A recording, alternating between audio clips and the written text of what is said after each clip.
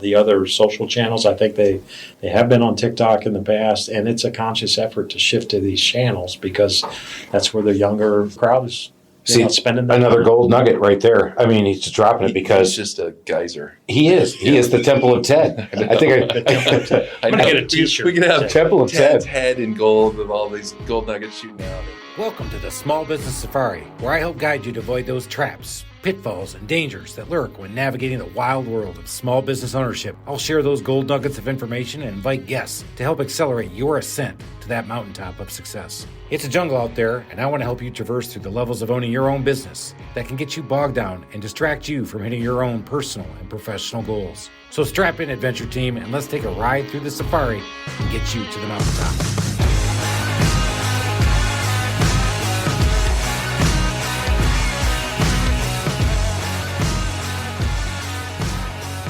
Alan, usually we cheers, but this is season 2. We're going to cheers with our first guest. Sweet. All right, who we got? Ted Asbury. Ted, welcome to the show. Can't wait to hear what you got to bring to the Safari podcast.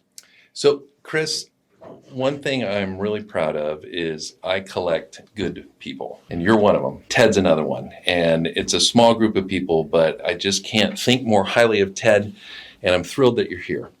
Ted is the president of Think Big Brands, but he has been in the corporate world. He's been on his own. He went back to the corporate world. He's back on his own. He's being lured back into the corporate world. He used to be the VP of marketing for Honey Baked Hams. He also was the former senior director of creative marketing for Arby's. So Ted's focus has been on a lot with franchising, multi-unit, but really, in essence, it's a lot of small businesses and franchising. You were a big corporate, but you're dealing with somebody who owns 100 stores, but somebody who owns one. And I think you're a perfect guy to have on our podcast here today to talk a little bit about that person who made the leap from the zoo to the wild, baby. I love it. You know, I feel like a little bit of a yo-yo though. I feel like he was the gorilla. He got out. He ran for a little while, and he busted back in. I think he busted back in, by the way. I don't think he busted out. But he's going to bust back out and then back in because he doesn't care if he's in the zoo or the wild. No. He's going to make his own territory, baby. Either way, that'd be a great name for a book. What's that? Zoo to the Wild. I know that great book. Really? In fact, just for being here today, he's going to get a personally signed copy. Oh, that's right. He's so excited you can't tell. I know. Ted doesn't know what's happening to him today. But in the core essence of this whole thing, we're just a few guys having a beer, talking a little business. So thanks for being here. Absolutely. Looking forward to the conversation. Let me throw a puffball at you. So there's an old adage that 50% of the dollars that you spend on advertising are wasted. The problem is you just don't know which 50%. Is that true? Oh, it better not be. Depends on who your ad guy is. It depends on who your ad guy is. That's right. I think back in the day that may have been the case. I think it was harder to track, obviously, the effectiveness of your advertising. But now, with digital being the primary focus, much easier to track and calculate a return on investment. So I'm going to go with no, that's not true. So you may have to make an initial investment and do some testing and measuring and figure out. Absolutely. And you're always moving. Absolutely. So to follow up on that, how long today would you say to a small business owner, invest this many months or this many dollars before you decide if it's working for you? Yeah, that's a great question. It depends on, obviously, industry, depends on, what you're doing, depends on your budgets. I think as a rule of thumb in the digital space, you probably need to, in starting out especially, you're looking at probably 90 to 180 days of investment, and you're going to be able to have a pretty good feel for at least, what you've invested in, whether it's performing at a high level, medium level, or if it's something that you need to get out of. That's why anytime I work with somebody, even if it's a large, enterprise franchisor with hundreds of locations or an individual franchisee, we're going to put a 90-day, 120-day plan in place We're going to allow for what we call testing and dollars that are not going to be, or channels. We're going to make investments in channels that may not continue beyond that period, but we're going to have a good roadmap for how we want to spend the dollars coming out of that. And that's just not an illustration. When he says good roadmap, when you go into his office, it's like, do you remember the movie A Beautiful Mind? I do. Yeah, that's He has a beautiful mind. Well, there's these giant grease boards, which, by the way, I've helped him hang, and if they're He has helped me hang. Yeah. Multiple. and if they're the slightest bit off, he goes into a rage. Yeah. All right. Yeah, but no, I mean, he flow charts everything, and if then, it's just unbelievable. It's so well thought out before he even goes. I just, it's an amazing thing to actually see. I love that. Yeah. But I've got to go back to this. So you said 90 to 180 days. So I started my business 13 years ago. And the rule of thumb for me then was you have to go 6 months and then you can decide, because you didn't know back, digital was just starting to happen. Yeah. So back in the day for me, getting out there, it was 6 months and sometimes even a year. You had sometimes even longer. And again, that's the beauty of digital. So are you saying print's dead? Is print dead? No, it's not. It's not dead. It depends on the brand. I'll give you an example. Part of digital transformation starting in 2012 through when I left in late 2016 with Honey Baked, and part of what we wanted to do when I went over there, their digital program was they had a website and they were doing some email marketing. I was brought on to help the head of marketing at that time put a digital program in place. They have a demographic, an older demographic that responds very well still to this day. At Honey Baked. At Honey Baked. Wow. To To print. direct mail, to print advertising. They're still investing in print FSIs. But Ooh, print FSI. You just threw an industry term. freestanding insert. So it's the big Free stuff. it's the big coupon sheet that you'll get in any newspaper. Oh. Nice. Right? Okay. So So they do a blend, and They do a blend. you consulted and helped them with that. But in digital, to make it speed, make it happen. If you're a small business owner, you don't have a lot of dollars to use. You're saying go digital, but don't commit to anything over 90 to 180 days. Is that what I heard? I'm saying anybody that you're working with should come in with a 90 to 180 day test plan with the idea that you're going to learn from that, you're going to adjust, and you're going to optimize for whatever the move forward. See, that's a gold nugget right there, guys, that you just don't get, talking to everybody on the street. I mean, this guy has been around, has done a ton of stuff with great companies. I mean, that's huge, right? It is I wish so- somebody would have told me I that. know. I would have saved me thousands. We learn every Tens of lesson thousands. the hardest way. I suck. Yeah, we both do. But Ted, I'm glad you're here. All right, Alan, Yeah. I'll go back because I'm sitting over here just shaking my I head. know he's self-abusing. He is. This Yeah. needs to be on camera. We need video for this.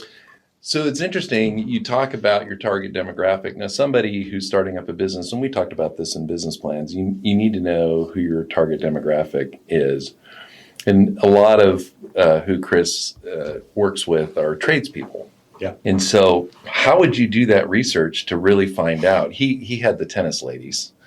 And it does, I've always been told that in a typical husband-wife scenario, it's always the female who makes the buying decisions. Or things, I mean, how do you dig down? So if somebody just came to you and said, hey, Ted, I'm doing X, Y, Z. Yeah. How are you going to find out? Yeah, that's great. By the way, any guy that tells you that the wife is not the one making the decision is a liar. So And there's another gold nugget right there. hold on to your wallet. So, for me, there's a couple of things that you have to do. I don't care what the business is. You have to be seen, right? You have to be visible. You have to get the word out. A couple of things that I would recommend for anybody starting a new business. Get a website out there. I don't care if it's one page. Get your information out there. Get your logo out there. And, for me, search, whether it's a service-based business or it's retail and products.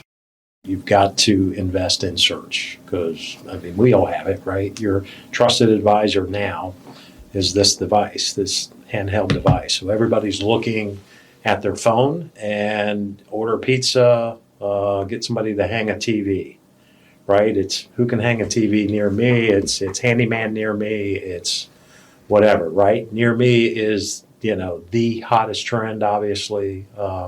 That's in the another search, nugget. search space. You just killed this one. And Ted, I got to ask this question because that's the thing I had to learn, again, the hard way. How do you find somebody who really knows what the hell they're talking about when it comes to SEO and search? Because you just said something, because you clearly know what you're talking about, but a lot of us don't. Yeah. And we go out there and we just put our request out there, and we go to a Facebook group or we'll do whatever. How do you know somebody knows what they're doing when it comes to your company in the search? That's another great question. I think you have to talk to people that have worked with somebody. Referrals in this business are the best, obviously, with any business, right? Reviews, and that's why, to me, from a small business standpoint, so I'm going to put a website up. I'm going to get on, the appropriate social channels. I'm going to invest a little bit in search to get my name out there in my operating area, and then I'm going to focus on reviews. How good does your website have to be? I'm sorry. No, yeah, I'm jumping in because I'm dying on this one because You're super excited. I am super excited because I love having this guy in this room. Guys, I'm dying here. All right. So, and then we're going to go back to Google reviews. I'll come back to that. So in a website, sometimes guys go, hey, well, that's right. I'll just go to GoDaddy. I'll buy my website and I'm going to build my own. Is that what they should do? No. And listen, if that's all you can afford to do, that's great. If you're building your own, what you're really not taking advantage of is all of the work that goes in on the back end of it to really drive up your search results. Doesn't he talk with his hands great? He does, and I wish he was on video because I feel like I'm in a room with the paisan. Somebody's talking with his hands. Alan's just so there we quiet. go. Alan has always given me a hard time about talking with his hands. I love it. I always do overarching. And then there's Yeah. So I love that about the website because this is the thing. I actually put this in the book. I thought I could build my own website, and I was like, no, I can't. Yeah. So I'm going to hire somebody, but I'm going to put them on autopilot. I'm not going to look at it. Yeah. And then I found out 9 months into my business, my website literally was down for 1 month. Oh my gosh. Not 1 day, 1 month. I've been at it for 6 months. Yeah. And it was down for the entire month. And I didn't know it. I didn't have the right people. I didn't ask the right questions. And so this is the part where, and we've talked about this in the podcast before, networking and referrals. That's the only thing we can say. I can't say, call Ted Asbury today because he's going to come work with you because you may not be able to afford him. You got to talk to people and find out, is that the right one? Is that the right one? I don't know because it's going to be a different fit. So I think that was great. Yeah. So just to finish the thought on the websites, I mean, there's so much that goes into the back end of the websites, not visually what you're seeing, links, meta tags, everything that you're doing to make sure the way you're titling your pages that will boost your organic search results. And so that's why you want to have a professional that's Gold nugget right there again, man. So, you just dropped it. All right, I cut you off because I got too excited about this because I learned too many lessons and took too many shots across the nose on that one. So you were getting into the Google reviews thing, and that's a hot button for us too. So go ahead. I was just going to say reviews are king, right? And you cannot emphasize it enough. And there's two real places that we focus on with reviews these days, and that is on your Google My Business page and then on Facebook. So Facebook and Google reviews are something that I would recommend to everybody. Focus on them, make sure that you're responding to them, especially on the Google side. If you're not responding even to the positive ones, it's going to affect your Google scores, which is going to affect your organic search, which he hit it. Again. We talked about this earlier, and I love that because last year I engaged with this guy. I had no idea what I was looking at, didn't have the right help at the time. I got a new social media guy, air quotes, because my old social media guy with COVID had to go back and work in his business. Yeah. So he said, got to go with this guy. So I go with him. And I'm like, blah, blah, blah, give me Facebook, blah, blah, blah, give me Instagram. He says, blah, blah, blah, everything that Ted just said that I had no idea what he was talking about, right? Because if you want to put your shower in, I got you, man. I know everything that has to happen. When it came to this stuff, I was like, no clue. And he just kept saying, so after about 4 months, I'm like, hey, man, I don't see the Facebook followers. I don't see the Instagram. He goes, well, we're working on your Google My Business page. I'm like, blah, blah, blah. Whatever. Yeah. He comes in. Before he started a year and a half ago, my website would get about 1,100 hits a month. My Google My Business page, about 500. Yeah. I just looked at last month's reviews. Yeah. Google My Business, 7,000 hits. My website, 1,500. Yeah. 7,000 on Google My Business. Wow. Actions off of that Google My Business, 155. Yeah. And so, Right. I mean, So I'm take, in, man. Take Totally. a look at Preaching. where folks are going, right? I mean, especially with your business, they're looking for either reviews so they can validate whether or not this is a place I want to explore doing business with, location, or phone number. And that's why they're going there. And all of those are high level conversion indicators. You're going to get a high level of conversion, especially from directions and a phone number. So Google My Business is gold. Google's putting so much time into Google My Business, making tons of investments in there. I don't know if you know this, but you can post now to Google My Business. Yeah. So anything that you're posting on other social channels, you ought to be posting on your updates. There's another Google gold My nugget, Business. people. Yeah. You got to put that stuff out there, You right? got to put it out there. And who tells you? Yeah. Ted's telling you.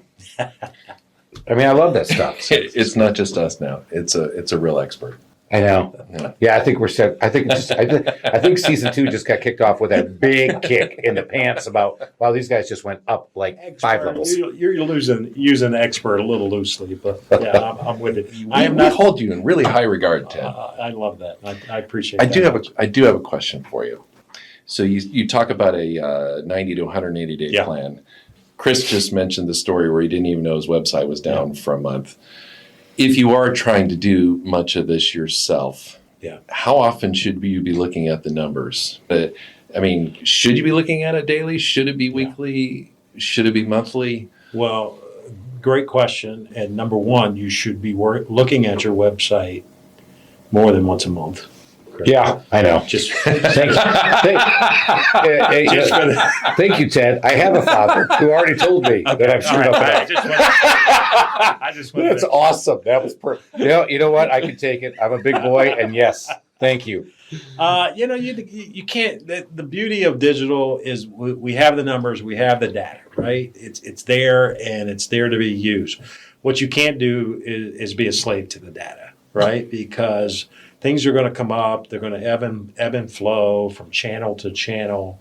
Once a month is probably, and that's what I recommend. Any business that I would do business with, we're looking at the reporting once a month. Have a standing meeting, typically the first week of the following month, so that we can do a complete look back at prior performance. And then what you want to get from anybody that's handling your marketing for you are, here are the numbers, right? Have some established KPIs by channel. Don't have them be soft metrics. Way I define soft metrics are any agency out there is going to tell you impressions, clicks, all of this stuff. As a business owner, what we care about is leads and money generated from those leads. Right. So let's make sure that we're having some hard metrics that we're taking a look at. And then the big key for any advertising or marketing professional is, that's great, you just shared this with me. What are you doing about it? What are the action items moving forward? You are going to the temple of Ted right here, because I am loving that stuff. Because you said the word soft metric, and I was like, I don't wonder what that What does means. that mean? And they do it. That's what they drop on you, Yeah, right? I mean, Impressions. yeah. Well, where's money in my pocket? That's the hard metric. You're a business owner. What do you want to hear about, right? Well, it does. No, you're right on, man. bring I up love There's the whole branding versus Yeah. call to action advertising. Can you talk a little bit about that? Yeah, I think that's another good one. And we all know building a brand takes time and it takes investment. So whether you're an established brand or a startup, you need to be, investing in the brand. You need to be building awareness of the brand. But again, don't get hung up on it. Everything is brand building, in my opinion, if it's got a logo on it and it's being seen. I think early on you want to invest in call to actions because you need revenue. You want to drive conversions. As you start to have a little success and as you have a little loose change in your pocket, then start to balance it out a little bit more and invest in the brand. But brand building is obviously important.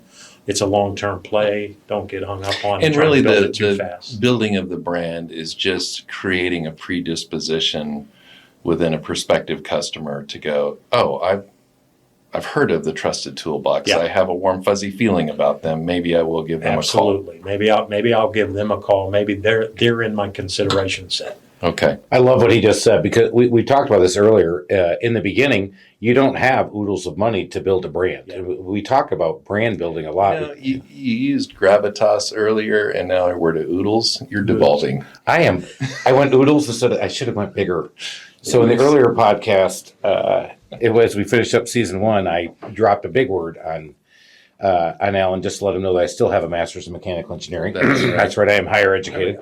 But we talk about that brand building. Dropped it on you. You did. You going to come back? No, because everybody listening, if they've listened to anything, he basically went to school to learn how to make fancy screws. That's all I did. Okay. Yeah. I wanted to be a space astronaut engineer, but no, I ended up making screws. So there we go. So you can talk all the big talk you want. I'm now just a handyman. Oh, that's all. But you brought up that point about branding. It's so hard to say, where do you put your money? And we talked about, you want to brand yourself in the beginning. Networking is a big way to do it locally if you're a local business. But you can only do so much spending of money on branding. You got to get that call to action. You got to get the call to action. So startup business, I know we keep hitting you with that. We'll talk about more established business in a minute. But startup business, what do they do? Is it digital? Is it a little bit of combination of both? I mean, Yeah, promise you I won't dodge the question. I'm going to answer the question, but it depends on the business. Depends on who you're going after. Again, an older audience, a more traditional audience, like I've mentioned about Honey Baked. Traditional still works. I think one of their biggest drivers today is direct mail. Now they're spending the bulk of their dollars in digital at this point. so today Honey Baked Ham is spending more money on digital than they are print. Yes. Yeah. Yeah. I would say so. That's an interesting demographic. You just brought this up because a lot of these guys that we're serving and we're talking about may get into aging in place situations, and it's interesting how the older folks will. And I say older folks now because it's not me yet, but because it's always 1 year older than you, right? Yeah. They will tend to go get the newspaper or and they'll react to it. And here we are, Honey Baked Hams, and that's traditionally a holiday meal, and they're going to go buy those out of there, and they know that that's still going to drive their business, but they still got to go attract those younger folks who are coming on, and the younger folks, again, just 2 years younger than me, or actually 2 years older than me, or the millennials. Yeah. So they're finding with the mix that they'll still spend more money in digital. Yeah, I believe that that's the case, and it's shifted tremendously over the the last 6 or 7 years. They still spend on, like I said, on FSIs. They still spend on direct mail is a big one, but their focus is bringing in that next generation Honey Baked customer and driving their average age down. And the way you're going to do that, and they understand that for sure, is in the digital channels. Social channels, TikTok. Email marketing, Facebook. So Honey Baked Ham, the traditional spiral cut ham, which I think Honey Baked Ham for us, especially here in the South, that's kind of like Kleenex. When you say I'm going to go get a Honey Baked Ham and you go to Publix and buy one, that's not Honey Baked, man. No, that's not. But I have heard that before. Hey, I bought a Honey Baked Ham. I'm like, no, dude, that came from Kroger. Yeah. Well, isn't that what they're called? I'm like, no, that's a company. Yeah. So they're the Kleenex. And so you're telling me They are. Honey Baked Ham, the Kleenex of hams, spiral cut hams, is on TikTok?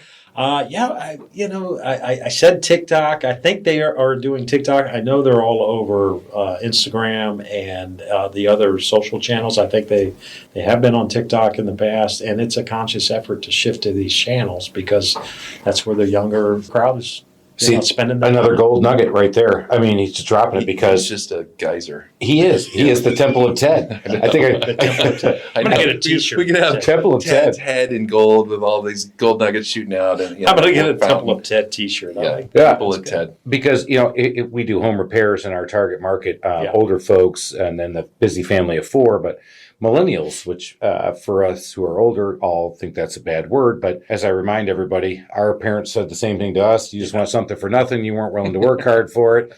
And their parents told them that too. So guess what? Here they come. They just had that, as you mentioned earlier, that phone on their hand. And they're going, hey, I'm going to find this and I want it now.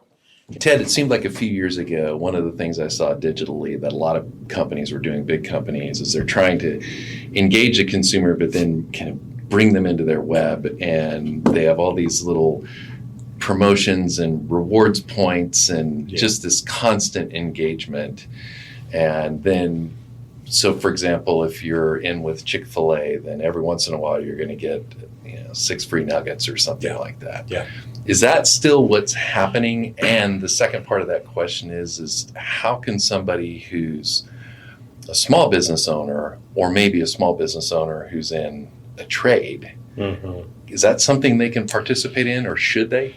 To answer your first part of the question, it's still out there. The rewards piece of it, there's a lot of components to that, and you could really peel back a number of different parts of that one because it's all about the data, right? On the company side, it's all about understanding shopping patterns and products and days of time, day parts and that type of stuff, so that you can market smarter while driving frequency, which is part of the rewards play. The reason why you haven't seen or heard as much about it is, quite frankly, during the pandemic, store visits were down, and it wasn't a priority.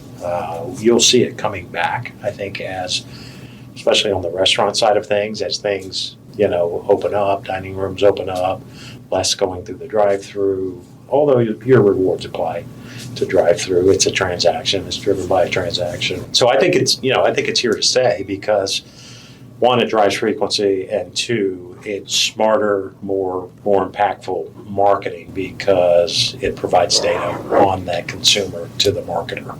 I'm afraid to jump in because Alan asked that 30-part question because this is part one. It was 2. Oh, 2. All right. But so you're saying, I just summarize, if I'm catching on here, is that a rewards program is still a valuable thing and maybe something you could investigate. If you're in the home services business, maintenance contracts or a frequent buyer program, if you're doing something different, definitely still there, not something to be abandoned. Absolutely. Gotcha. I think on the small business side, even on the services side, anything you can do, to have a little edge when the next time someone needs your service or product, the better, from my standpoint. I love maintenance contracts, some type of frequency play, a discount on the second service, whatever. I think all of those are drivers, to, again, be in that consideration set, if not have, kind of the edge on your competition when somebody's trying to make that next decision. Solid. All right. What was question 2 or part 2? He answered them both. Yeah, it was the Damn it. Fine. You are no longer welcome in the Temple of Ted. I love the Temple of Ted. All right, so rewards program, that's good. And we talked about this earlier. We use a lot of restaurant analogies because obviously you're not seeing me online, but I love to eat. So we said that if a restaurant owner gets you there 3 times, you got a customer for a long time. Yeah.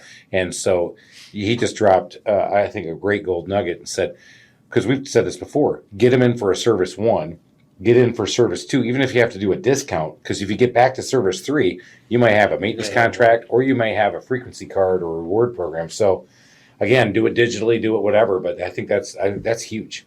Yeah. Have you seen referral programs that work? I mean, we all crave referrals. I just haven't seen one ever put together that really is that effective. Yeah, I mean, personally, I can't recall one. I'm sure they're out there, but they always sound great. But you're putting the burden on the person, right? To We're back to the Temple of Ted, and he just threw in a ball, and this is where Alan and I completely disagree. I found out that I cannot do the referral thing to my current customer base. Hey, refer me to your neighbor, and I'll give you an extra $25. My insurance agents or my real estate agents, refer me to your clients, and I'll give you an extra $100. And they all said, no, I'm referring you because you do great work. Give the money back to them. I did that because I want you, as a good person, a good company, to work with my good person, good company. I don't need the kickback. So, and he was like, really? And I said, I found it out in spades. So I love it. We have a great referral network here at the Trusted Toolbox with my contractors and other groups I work with. Yeah. And as long as they hear the appreciation and feel it, and you serve their client for them, that was huge. And that's one that goes counterintuitive. And we talked about this in another episode. And that's why when he asked that question and you said this, I feel like I'm vindicated at the Temple of Ted. I think I'm back in at the Temple of Ted. I just think you're just not doing it right. So it sounds like he has that solution for you. So we'd like to hear it, Alan. Yeah, that'll have to be on another episode of the Temple of Alan. To your point earlier, though, it's funny for me personally with referrals. It's like everything else that guys do. I just want to turn somebody on to somebody that I know they're going to appreciate and like. I don't need the $25 to do it. So I don't know where where that leaves you from a referral program. But it's probably not a good investment of time for a small business owner. I don't think so. And I think where to me, the rubber meets the road is the incentive enough to get somebody to actually do it, but you're putting the burden on the person to make their referral. And if it's a good enough service and it's the right person, they're going to make the referral anyway because they want to do what we've just said, which is if somebody needs home repair or somebody needs a TV hung, I keep mentioning a TV hung because, Do you need a TV hung? I've had that done recently. So. Okay. Was it as good as the job I did with all your whiteboards? No, it was as good as the first one. Oh, which is the one he didn't like that you had to fix. I heard that loud and clear without him telling us. That's amazing. By the way, I was thinking of you the other day, Alan, because, I can't go without a whiteboard. Oh, I know. So in my office you at need the like house, 5. I'm working out of the house, I had to put a whiteboard up, and my measurements were a little off, and I'm not happy with it. It's a little off.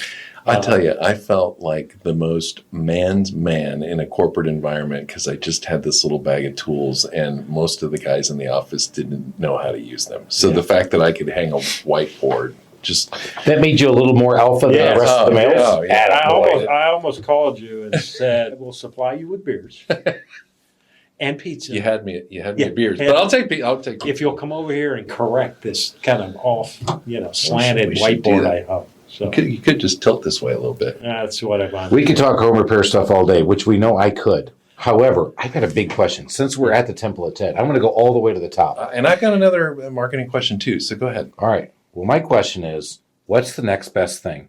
What's the next thing I should be doing? We talked about Google My Business. So I felt like I was on the cutting edge because I'm ahead of it, even though I didn't even know I was ahead of it until I was told I was ahead of it. And so dumb luck, Chris finally got one right, even though he blew it. So we got I'm sure it he did something wrong there somewhere. of course. I didn't even know he was doing it. So what's the next best thing? Oh, the next best thing. That's a good question. Starting to have a lot of conversations around CTV or connected TV. You guys aware of that? No idea what that means. No, That's basically buying services on your connected devices. So your Apple TV or your, what's another device? Roku or your Roku, Amazon, the Fire Sticks. your Fire Sticks. So programming on that, you can get really targeted with that, and almost the way that you're targeting with digital media. Now down to kind of certain demographics, zip codes, areas. Programming, buying what used to be broadcast TV. So Connected video. TV.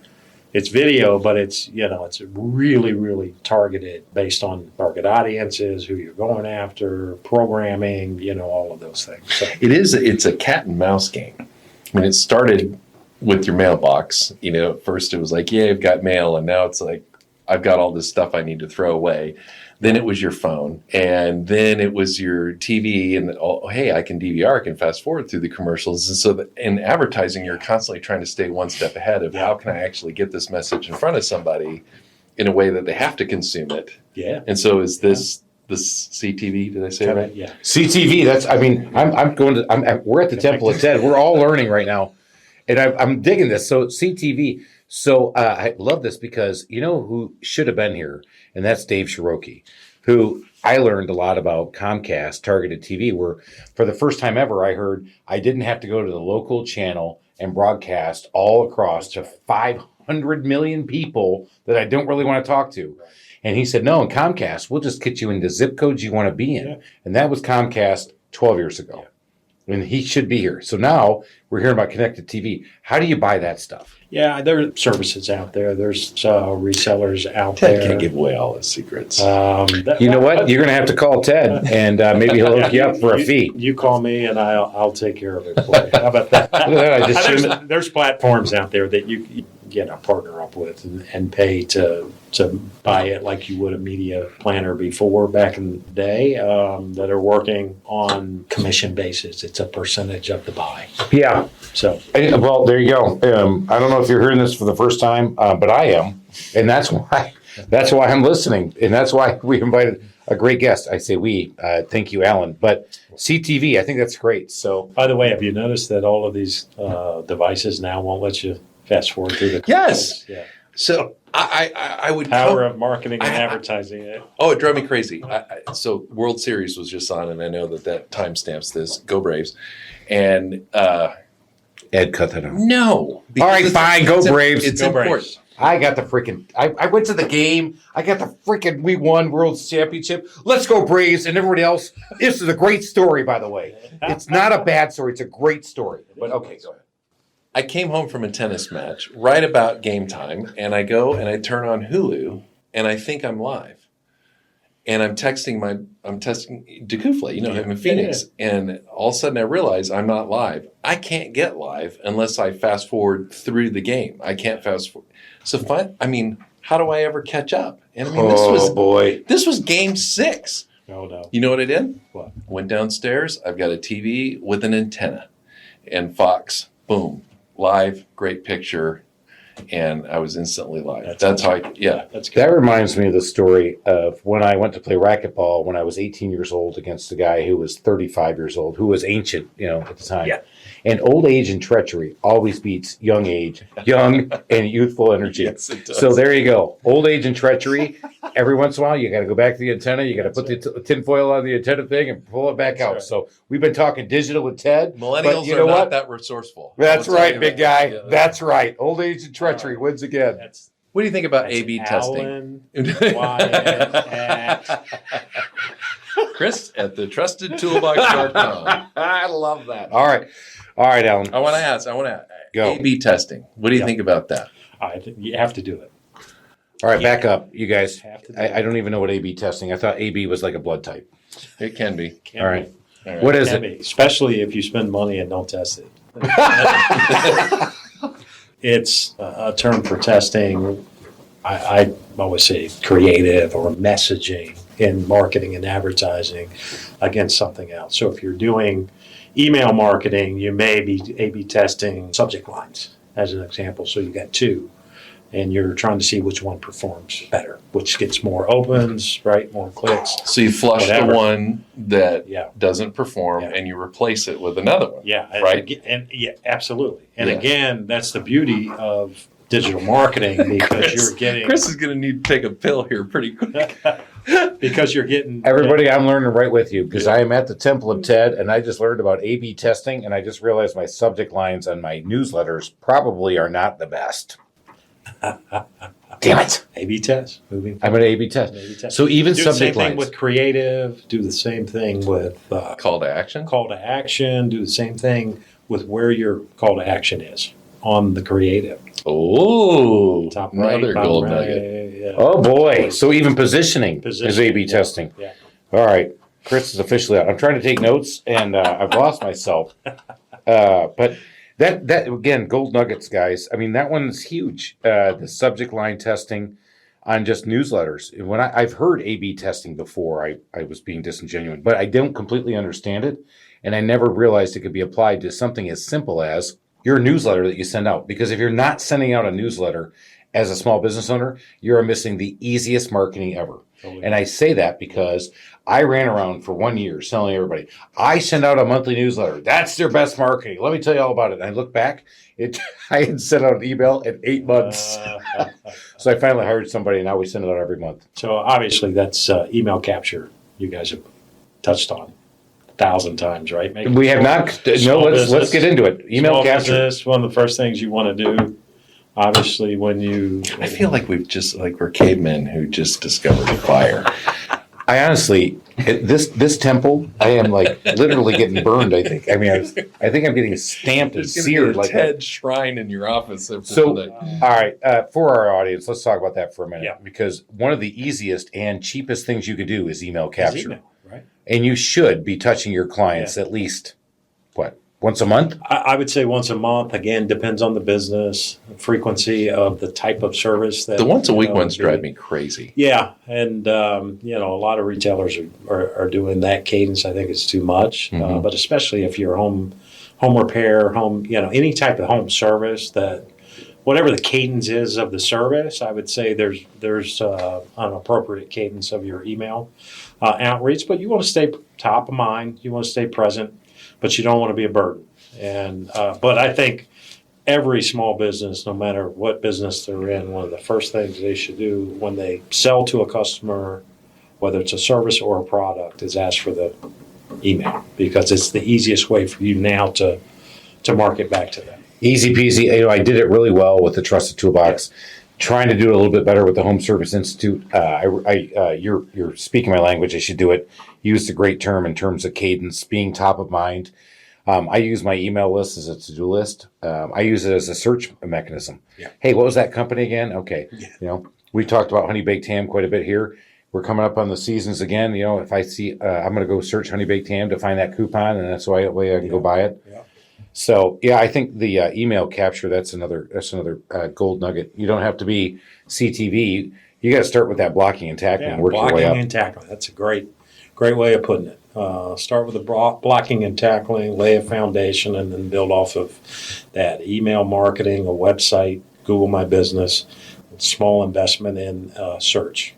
There's your startup marketing campaign. There you go. You just figured out if you just starting, that's it. That's it. Don't go for the fancy object. Don't go for the Yeah. shiny bubble. Yeah. Don't go for the next thing. Go for that first, and then move up. Right. Yeah, I do have to throw the no fun police in here. So with emails, you have to be careful. Yeah. Yeah. What's the latest on that? I mean, how do you capture an email in a way that you can actually use it? Like in Canada, there's a double opt-in, I know, for example. There is. Whoa. So that's a Double opt-in? That's a great point. Here's the rule of thumb, right? Anytime you're capturing an email, tell them what you're using it for, right? Part of that is, hey, you're going to be aware of, you know, any new services that come out, any specials, anything. You're going to be kind of first to know, but I am going to market to you. Are you okay with that? And then the first email that goes out to that person should be an opt-in email. So they've got the opportunity to say, no, I don't want to receive these anymore. Or they check the box and they opt in. From that point on, you're good to go. I think that part's also gold. You know, I use Constant Contact, and guilty. My first one 13 years ago, I got hit on the spam filter and they shut me down. Yeah. Had to get me on the phone, and they said, "Look, It's so classic. Oh, I'd be surprised if you didn't. I was a total spammer. You So send out like I sent them all, 65,000. and what they did was I found lists. Didn't even know that were lists, but don't hold me against that. I've removed everybody now. However, they said, "Hey, you're done." Yeah. What they said was, "Hey, Yeah. you've got to send." Even then, this is years ago. Get them. Put your opt-in up at the top. Yeah. So Yeah. to make it easy, so they don't say spam, spam, spam. They just say opt out, opt out, opt out. Yeah. And right now, I'm on a list. I can't even get off if I wanted to because it says I have to log in to opt out. I'm like, I didn't even join this. I don't even remember joining this one. Yeah, that's funny. The other thing is that every email should have in the footer, right, to opt out, hit unsubscribe. Yeah, good point. Yeah. Yeah, unsubscribe. Yep. But for the obvious reasons we've talked about here, I recommend to anybody that's doing email marketing, first time you send to a new email, have it be an opt-in. Well, that's very timely for me because Typically- I was just getting ready to launch out something, and I'm going to make it an opt-in email now. Typically the best way to go at it is Oh. to go ahead and check the box and make them have to uncheck it. Oh, no, you didn't. Did he just say that? And you'll- Yes, he did. If you're listening to this, the Small Business Safari brings the heat, baby. Are you kidding me? I just wrote that shit down. I'm like, that's it. Again, you think like a marketer, and a lot of us don't That's because think like that. He is one. Because he is one? Yeah. That's why he thinks like that. He's the president of Think Big Brands. All right. Yeah. Well, That's why he thinks like one. man, my God, I could talk to you all day, and I know everybody could listen to you all day about what you're bringing to us. Maybe he'll come back. Perhaps we'll have him come back. However, I'd love to come back. we would love to have you come back. What are you doing next week?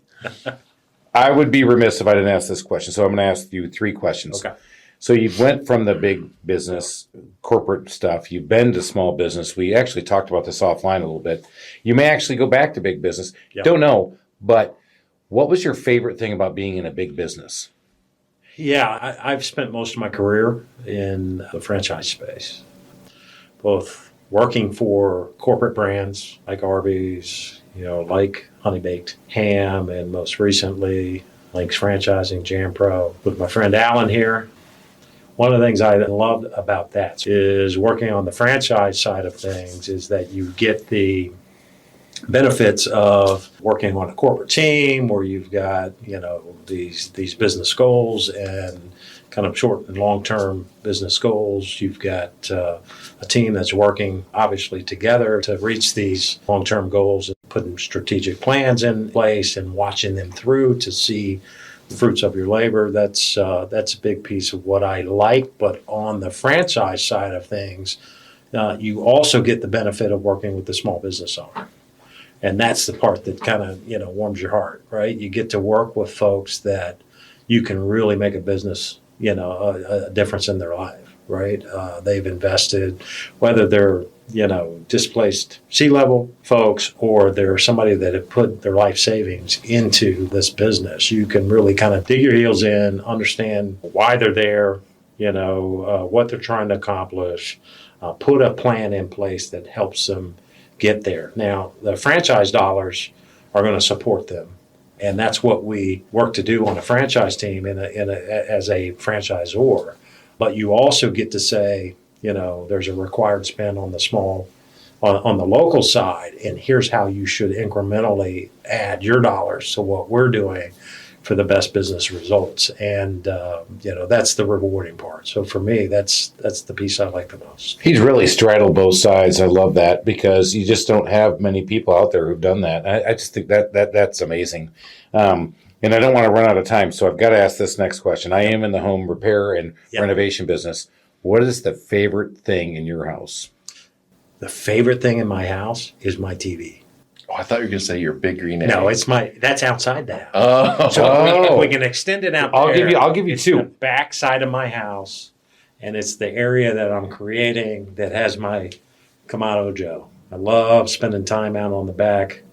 I'm not quite as good as Alan is, but I'm working on it. Love smoking His or is grilling. much fancier. That's Smoking or awesome. grilling. So your outdoor grilling space. Yeah. And I guess we need to ask Just got Kamado a Joe big for fan, a sponsorship, Alan. It sounds like we got it because Be a decent I think they're sponsor. made right here in Atlanta. Well, they're actually, I know their main distributors right here in Atlanta. Yeah, Big Green Egg is from Atlanta. and we're going to get him on too. We're going to let him There you compete. go. All right. There you go. Now, the last thing I'm going to ask is because I'm in the home repair space, your biggest DIY or contractor nightmare in your home. So I'm going to go back to this is not a big one. So I just haven't done a lot of, I'm getting ready to expand my area that I just told you. So I may have another story in a few months. But my biggest one right now, and it kind of feeds into a couple of things that we've talked about already, is I hired a person to come in. When I moved into this house, we downsized about 3 years ago. Big sports fan, I'm a visual guy. I love my TVs. I love good TVs. And I hired somebody to come in and hang TVs. I actually got my wife to buy into the fact that the room was too big for a 65-inch. So I had to go to an 82-inch TV. And when That's a I hired marketer, bro. the She guy, opted in. I brought somebody in, came highly recommended to hang my TVs for me because Alan was not available.